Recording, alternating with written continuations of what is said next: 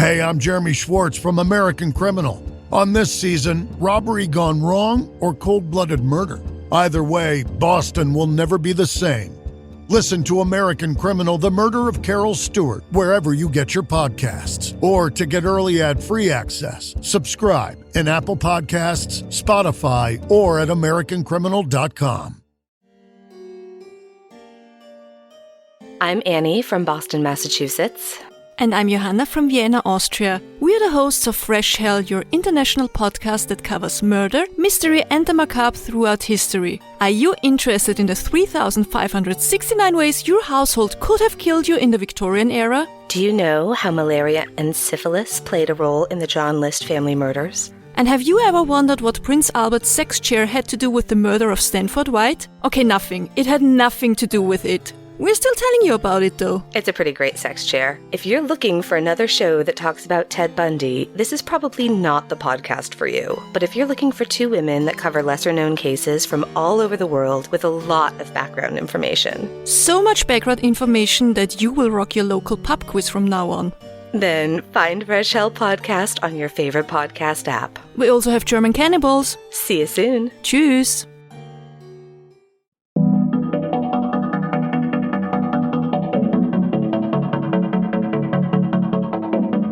Welcome to Supernatural Japan, the show where we dive deep into the legends, mysteries, and sometimes true crime cases of Japan.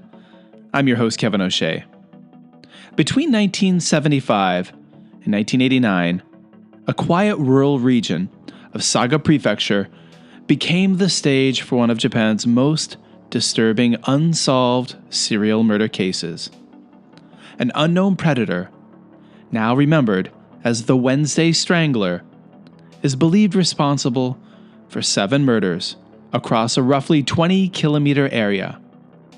6 of the victims vanished on Wednesdays, giving the case its chilling nickname.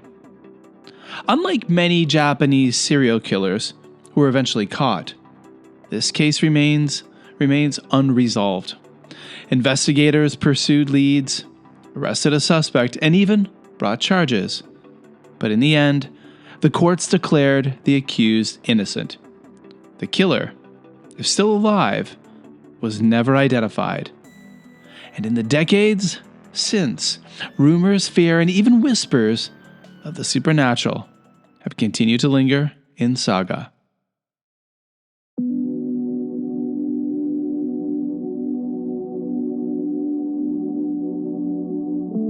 To understand the terror these crimes created, we need to step back into Japan of the late 1970s and 80s.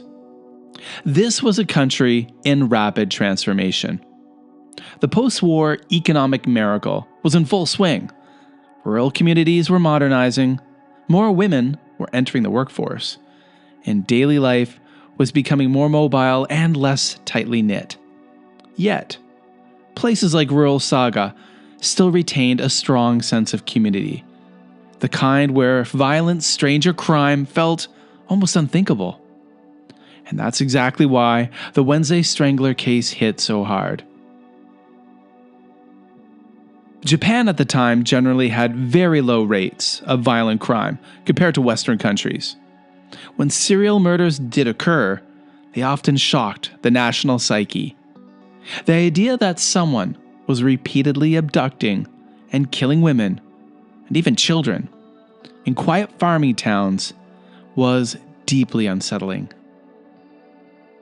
Now let's set the stage and try to understand Saga Prefecture a little bit more.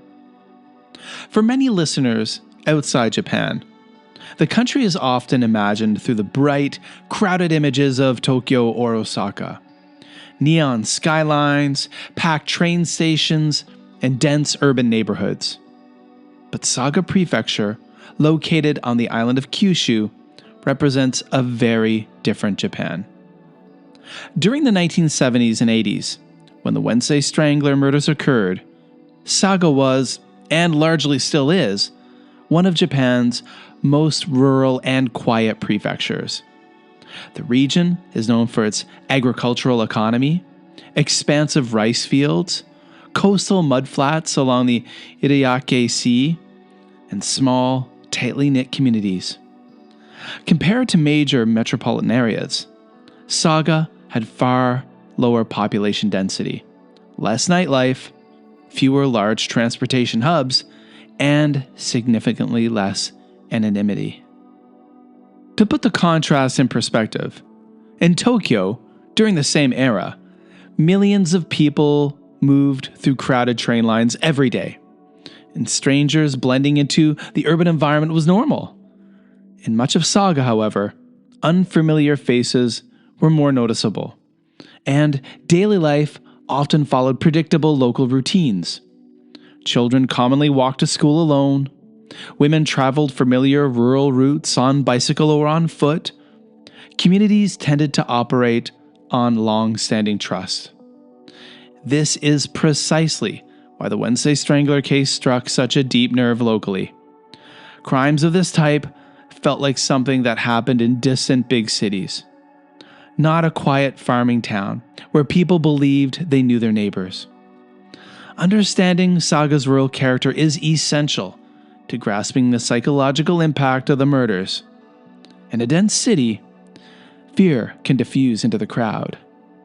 In a smaller community, it settles in and lingers.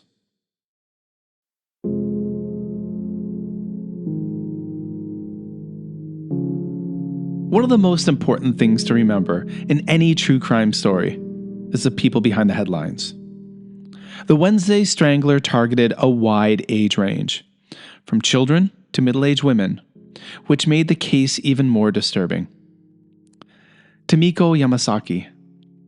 The first known victim was 12-year-old Tomiko Yamasaki, who disappeared on August 27, 1975, in Kitagata. Years later, in 1980, her skeletal remains were discovered in the septic tank of Suko Elementary School. Her case is particularly haunting because her body remained hidden for nearly 5 years, meaning the killer successfully concealed evidence for a long period. And she was one of 2 child victims. Ritsuko Hayakutake. Ritsuko vanished in April 1980 under similar circumstances. Her family later received a chilling letter stating she isn't coming back and telling them to suffer. They also reported threatening phone calls from a young-sounding man. Her decomposing body was found in June of 1980 at the same elementary school connected to Tomiko's remains. This taunting behavior suggested the killer may have been confident, even emboldened. Chizuko Ikegame, 27. A factory employee, Chizuko disappeared in October of 1981. Her strangled body was discovered 2 weeks later in a vacant lot. She was the only victim whose clothing appeared undisturbed, and the only one not believed to have been sexually assaulted. This disappearance has led some investigators to question whether the same offender committed all the murders, though most still believe they were linked. Perhaps the most disturbing case is the unnamed 11-year-old 5th grader murdered in February of 1982. She vanished while walking home from school and was found the next day behind a mandarin orchard, strangled. Witnesses reported seeing a suspicious man in the area, and one of the victim's friends even received a strange phone call from someone pretending to be the missing girl. The murder of a child dramatically intensified fear across Saga. Parents began escorting children to school, and rural trust started to fracture. Then there were the Kitagata affair victims from 1987 to 1989. The 3 final victims, Sumiko Fujise, 48, Kiyomi Nakajima, 50, and Tatsuyo Yoshino, 37, are collectively known as the victims of the Kitagata affair. Their bodies were discovered together beneath a cliff in January of 1989 by a couple visiting the area. Investigators believe the women disappeared separately between 1987 and early 1989 before being dumped at the same location. The clustering of these bodies strongly suggested a serial offender, still active, more than a decade after the first murder.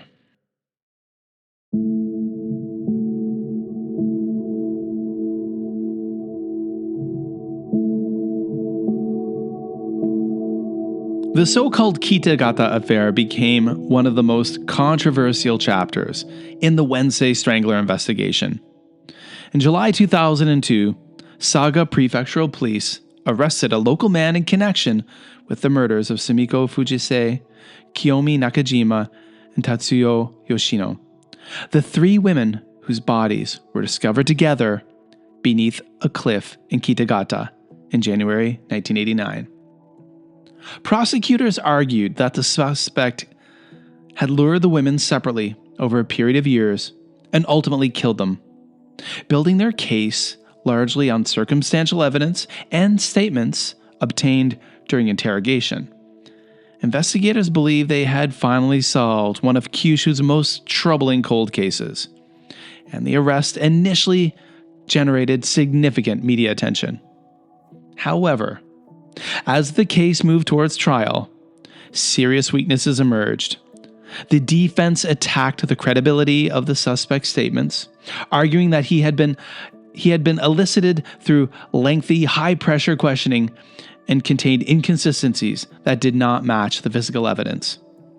Crucially, there was no decisive forensic proof, no DNA link, no eyewitnesses placing the suspect with the victims at critical times, and no definitive murder weapon.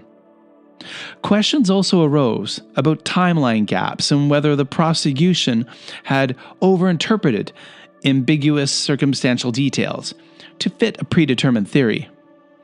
In March 2005, the court acquitted the defendant, ruling that the prosecution had failed to prove guilt beyond a reasonable doubt. The verdict was a major blow to investigators and reignited debate in Japan about the heavy reliance on confessions in serious criminal cases. With the acquittal, the Kitagata murders, and by extension, the broader Wednesday Strangler case, effectively returned to unsolved status, leaving families and the Saga community without closure. Now, folks, right now, we're going to take a little break. What would you do if you came face to face with something you couldn't explain? On Real Hauntings, Real Ghost Stories, every episode features a real person sharing their true encounter with the supernatural moments that changed how they see the world forever. These aren't fictional stories or dramatizations, just first-hand accounts of what people have seen, heard, and experienced in the unknown. Some are unsettling, some are emotional, and some will stay with you forever. Search Real Hauntings, Real Ghost Stories wherever you listen to podcasts and start a paranormal journey like never before. While Saga was grappling with a mysterious killer, the rest of the world was facing its own wave of serial murder cases. The 1970s and 80s are often considered the peak era of serial killers globally. Of course, there's Ted Bundy in the United States. Perhaps the most infamous contemporary was Ted Bundy, who murdered numerous young women across the United States during the 1970s. Now, some key comparison points.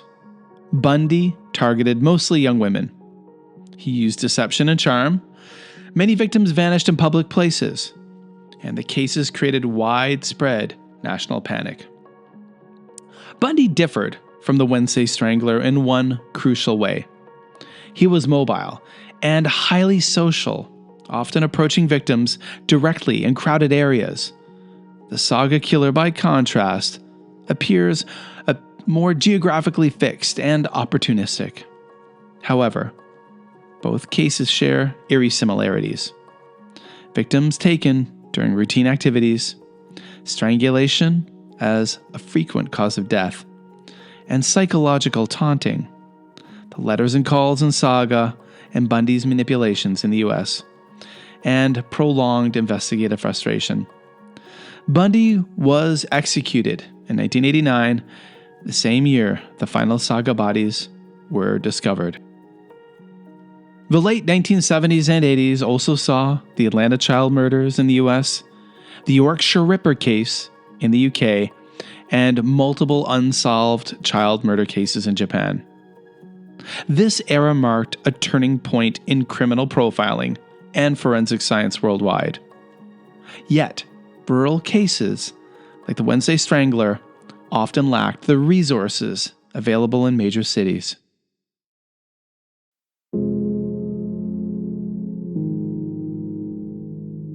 Unlike some Japanese true crime cases that quickly become wrapped in well-known paranormal lore, the Wednesday Strangler murders did not immediately generate a single famous ghost story.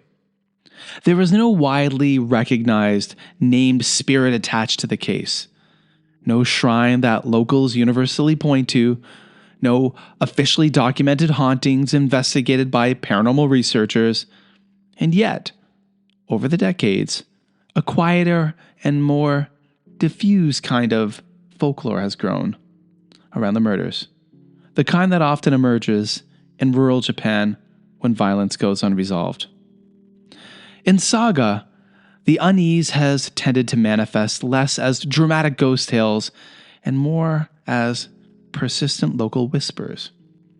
Residents in areas connected to the murders have at various times described a lingering heaviness around certain sites, particularly rural roads, orchard edges, and the cliff where the three latter victims were discovered together. These reports are anecdotal and impossible to verify, but they follow patterns familiar to Japanese ghost lore. One recurring theme involves roadside apparitions. In later retellings shared in online forums and local rumor networks, some people have claimed to see a lone female figure walking along quiet agricultural roads at dusk or after dark. The figure is typically described as motionless or slow-moving, sometimes near areas associated with victim disappearances. In the stories, the figure vanishes when approached or when headlights pass over the spot. There is no confirmed documentation of these sightings in police records, but the motif is strikingly consistent with modern Japanese urban ghost traditions. Another thread of folklore centers on phantom bicycle sounds. Because several victims were last seen walking or cycling, stories began to circulate, especially in the 1990s and early 2000s, about hearing the faint metallic rhythm of a bicycle moving along empty rural lanes late at night. In these accounts, witnesses report looking around and finding no rider present. Again, these are unverified stories, but they echo a broader pattern in Japanese ghost narratives, where everyday sounds become associated with unresolved deaths. Perhaps the most emotionally charged rumors involve the child victims. In Japanese folk belief, the violent death of children has long been considered especially spiritually disruptive. While there is no formal Onryo legend attached to the Saga murders, some local storytellers have suggested that the unease surrounding the case is strongest in locations connected to the younger victims. In online discussions and regional true crime commentary, people occasionally describe an uncomfortable atmosphere near certain school routes or rural paths tied to the early cases.